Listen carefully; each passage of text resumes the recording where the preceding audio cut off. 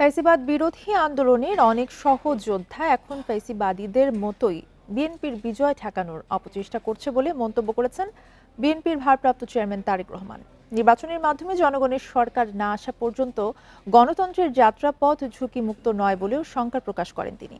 রাজধানীর engineers institution মিলনায়তনে জন্মাষ্টমীর শুভেচ্ছা বিনিময় এবং আলোচনা সভায় লন্ডন থেকে ভার্চুয়ালি দেয়া বক্তব্যে তিনি এসব কথা জানান।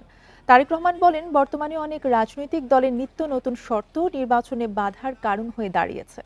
এ সময় সব ভেদাভেদ ও সাম্প্রদায়িকতা উপেক্ষা করে নেতাকর্মীদের ঐক্যবদ্ধ থাকার আহ্বান জানান বিএনপির ভারপ্রাপ্ত চেয়ারম্যান।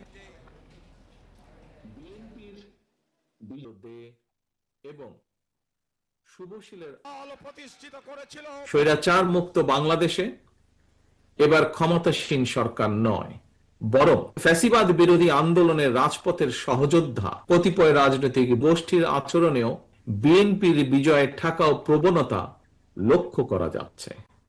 জামায়াত নেতা দেলোয়ার হোসাইন সাঈদীর পক্ষে সাক্ষ্য দিতে চাওয়ায় পিরোজপুরের সুখরঞ্জন বালিকে গুম এবং নির্যাতনের ঘটনায় ট্রাইব্যুনালে অভিযোগ দায়ের করা হয়েছে।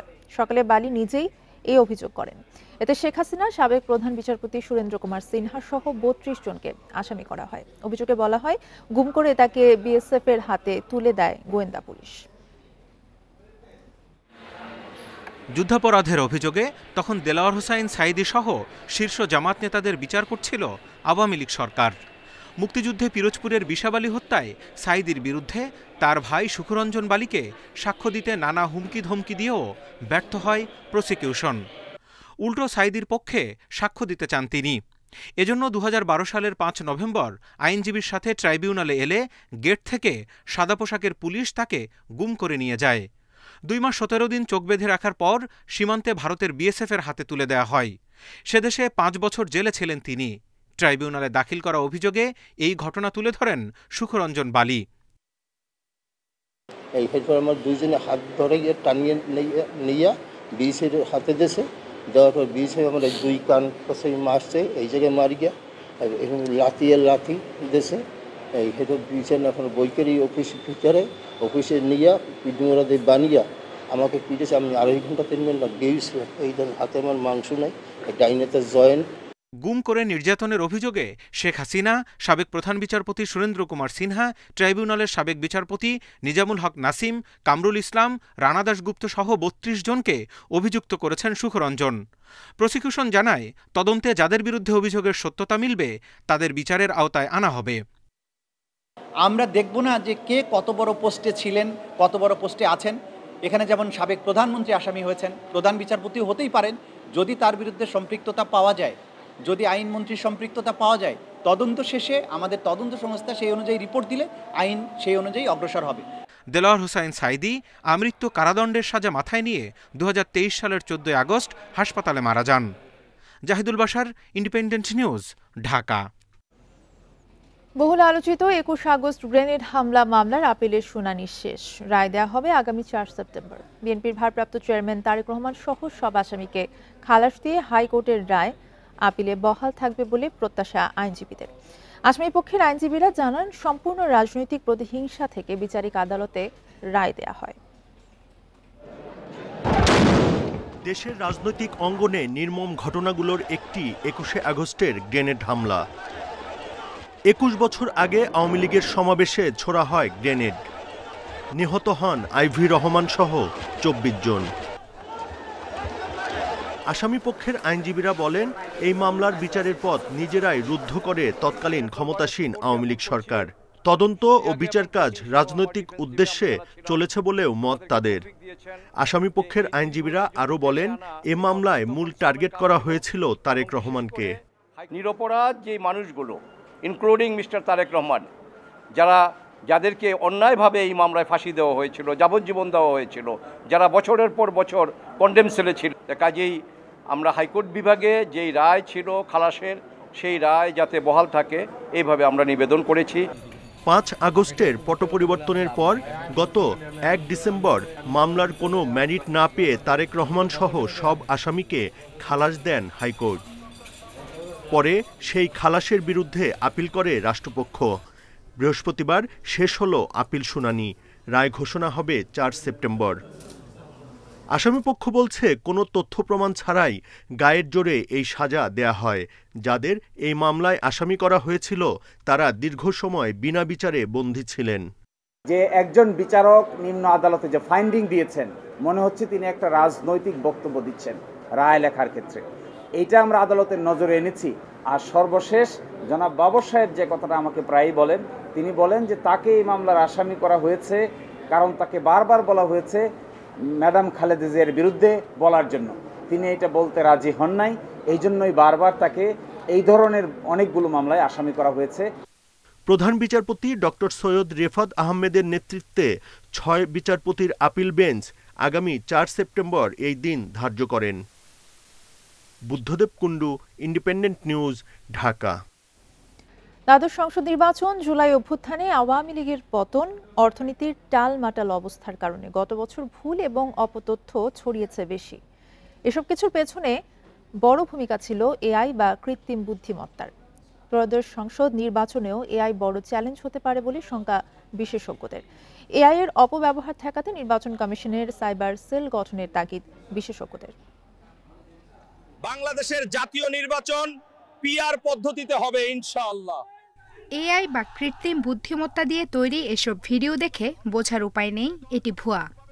নির্বাচনের তোড়জোড় শুরু হওয়ার সাথে সাথে মাথাচাড়া দিয়ে উঠেছে ভুয়া তথ্য ছড়ানোর প্রবণতা। ডিপ ফেক ভিডিও, ভুয়া অডিও বা সংবাদে সহজেই বিভ্রান্ত হচ্ছেন লাখো মানুষ। যে ইসলামী শাসন প্রতিষ্ঠা করবে।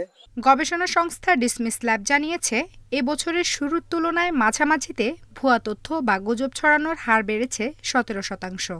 এর মধ্যে রাজনৈতিক গুজবই সর্বাধিক 44%। নির্বাচন কেন্দ্রিক ভুয়া তথ্য প্রচার বেড়েছে 8 গুণ।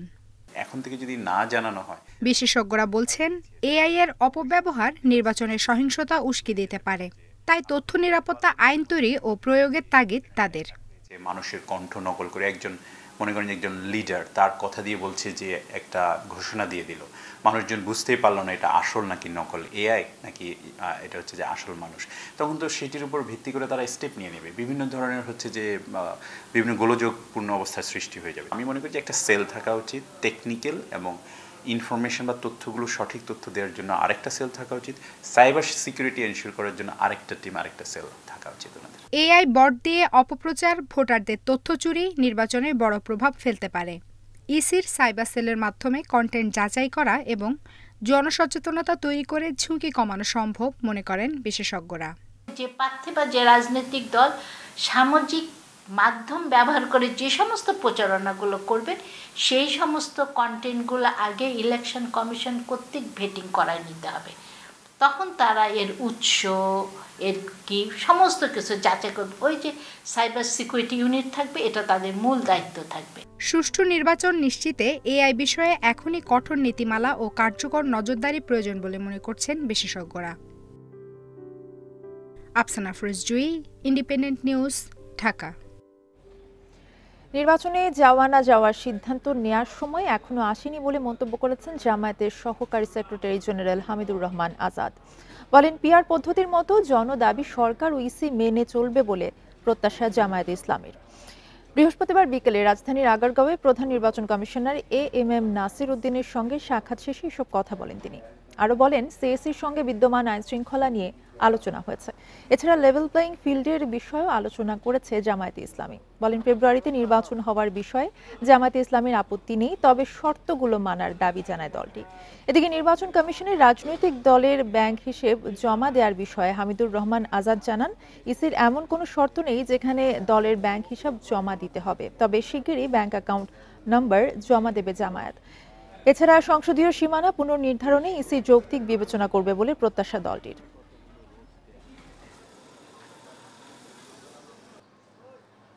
এটা একটা বেটার পদ্ধতি, উত্তম পদ্ধতি বলে আমরা মনে করি। জনগণ মনে করছে, জনগণ চাইলে অবশ্যই সরকারকে এটা মানতে হবে। এই জন্য আমরা ইলেকশনে যাব না এ প্রশ্নটা এখনো ম্যাচিওর টাইম আসে নাই, সময় এটা কথা বলবে। নির্ধারিত সময় পার হলেও ঢাকা বিশ্ববিদ্যালয় কেন্দ্রীয় ছাত্র সংসদ ডাকসু নির্বাচনের প্রাথমিক প্রার্থী তালিকা প্রকাশ করতে পারেনি নির্বাচন কমিশন। দুপুরে মনোনয়নপত্র যাচাই বাছাই শেষে শর্ত পূরণ না হলে বেশ কিছু প্রার্থীর মনোনয়ন বাতিল করা হবে বলে জানিয়েছেন চিফ রিটার্নিং কর্মকর্তা। এদিকে নির্বাচন ঘিরে অভিযোগ তুলছেন বিভিন্ন প্যানেলের প্রার্থীরা। নির্ধারিত সময়ে নির্বাচন হবে কিনা তা নিয়ে সংশয় রয়েছে শিক্ষার্থীদের। এদিকে ডাকসুর ২৮ পদে ৫০৯টি এবং হল সংসদে ১,১০৯টি মনোনয়নপত্র জমা পড়েছে। এবার ডাকসুর জন্য ৬৫৮টি মনোনয়নপত্র বিতরণ হয়, এর মধ্যে ১৪৯টি মনোনয়নপত্র জমা পড়েনি। এদিকে এবারের ডাকসু নির্বাচনে বিভিন্ন নামে ৮টি প্যানেল অংশ নিচ্ছে। এদিকে মধুর ক্যান্টিনে বিভিন্ন অভিযোগ নিয়ে সংবাদ সম্মেলন করে ডাকসু ফর চেঞ্জ প্যানেল। বিশেষ পক্ষের হয়ে কাজ করছে ডাকসু কমিশন। অভিযোগের তীর ছাত্র দলের দিকে। পরে একই স্থানে সংবাদ সম্মেলন করে ছাত্রদল তাদের বিরুদ্ধে ওঠা অভিযোগ অস্বীকার করে। দাবি করে ভোটাভুটির মাধ্যমে প্যানেল নির্বাচন করা হয়েছে ছাত্রদলের, যা ইতিহাস বিরল।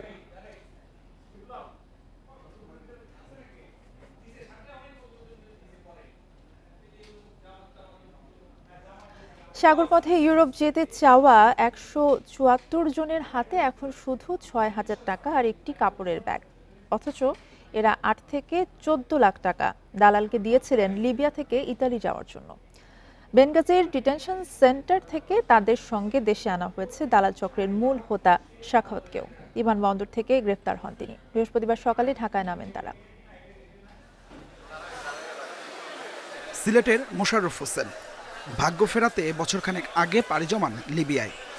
৮ লাখ টাকায় দালালের মাধ্যমে যেতে চেয়েছিলেন ইতালি, কিন্তু ধরা পড়ে জেল খাটেন প্রায় ৪ মাস। এখন সম্বল বলতে IOM এর দেয়া ৬,০০০ টাকা আর একটি কাপড়ের ব্যাগ। কিছুদিন কাজ করার পরে হারা গেম দিয়েছে। গেম দেওয়ার পরে মনে হয় ওইখানে ধরা খাইলাম। তারপরে মনে করেন যে আঙ্গুরে পুলিশে ধরলো, ধরে পরে মনে হয় জেল দিছে। জেল আমরা ৩-৪ মাস আছি। বেনগাজির গানফুদা ডিটেনশন সেন্টার থেকে দেশে ফেরা ১৭৪ জনের গল্প প্রায় একই। কেউ ১০ লাখ, কেউ ১৪ লাখে সমুদ্র পাড়ি দিয়ে ইউরোপে ঢুকতে চেয়েছিলেন। তারা ওইখানে খাবার পানি ঠিক মতো দেয় না, দিলেও লবণ পানি দেয়। লবণ পানি খাওয়ার পরে আমরা অসুস্থ হয়ে যাই। আমাদেরকে মাসের ভিতরে একটা বারও আমাদেরকে বের করা হয় না। ৪ দেয়ালের ভিতরে আমাদের একটা রুমে সবসময় আটকা রাখা হয়। মোবাইল পাসপোর্ট নিয়ে গেছে, তার লাগে যোগাযোগ করবো কেমনে? পরে এক লেবি ঘরের ভিতরে আটকে রাখছে। অনেক অত্যাচার করছে, টর্চারিং করছে, মারধর করছে। আমাদের সাথে আরও আপনার 150+ বাংলা ভাই থুয়েছে। একটা অনুরোধ করি তাদেরকে যাতে যত তাড়াতাড়ি সম্ভব বাংলাদেশের দেশে ফেরানোর জন্য। লিবিয়ায় আটক অনেক বাংলাদেশিকে আবার টাকা দিয়ে ছাড়িয়ে নেয় দালাল চক্র। উদ্দেশ্য তাদের নির্যাতনের মাধ্যমে পরিবারের কাছ থেকে বিপুল অর্থ আদায়। এ চক্রের মূল হোতা সাখাওয়াত। সে লিবিয়াতে বাংলাদেশিদেরকে আটকে রেখে জিম্মি করে মুক্তিপণ আদায় করতো দীর্ঘ সময় ধরে, এবং তিনি নিজেও স্বীকার করেছে এয়ারপোর্টে বিভিন্ন আইনশৃঙ্খলা বাহিনীর কাছে যে তার মেয়ের জামাইয়ের ব্যাংক অ্যাকাউন্টের মাধ্যমে সেই টাকাগুলো লেনদেন করত। তো আজকে সাখাওয়াত ফিরেছে, যে সাখাওয়াতকে এয়ারপোর্ট থেকে যে গ্রেপ্তার দেখানো হয়েছে। বন্দি অবস্থায় লিবিয়ায় দূতাবাসের সহযোগিতা না পাওয়ার অভিযোগ অনেকের। তারা আরও জানিয়েছেন এখনও বেনগাজির ডিটেনশন সেন্টারে আটকা আছে বহু বাংলাদেশি।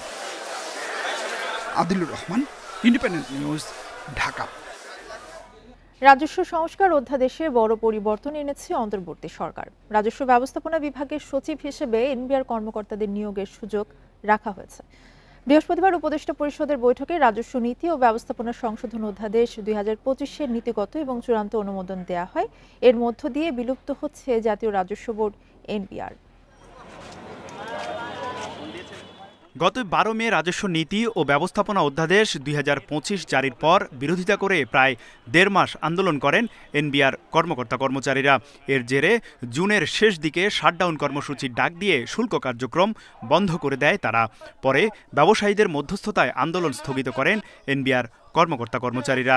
এর জেরে প্রায় ৪০ কর্মকর্তাকে বরখাস্ত সহ নানা শাস্তিমূলক ব্যবস্থা নেয় এনবিআর।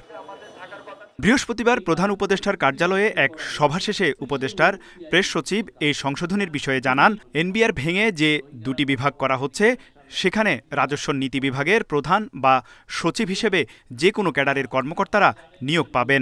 2 ইউনিয়নের যারা প্রধান হবেন তাদেরকে নেওয়া হবে হচ্ছে যোগ্যতা, অভিজ্ঞতা এবং ন্যায্যতার ভিত্তিতে, এবং তাদের কম্পিটেন্স বিচার করে যে কোনো ক্যাডার থেকে নেওয়া হবে।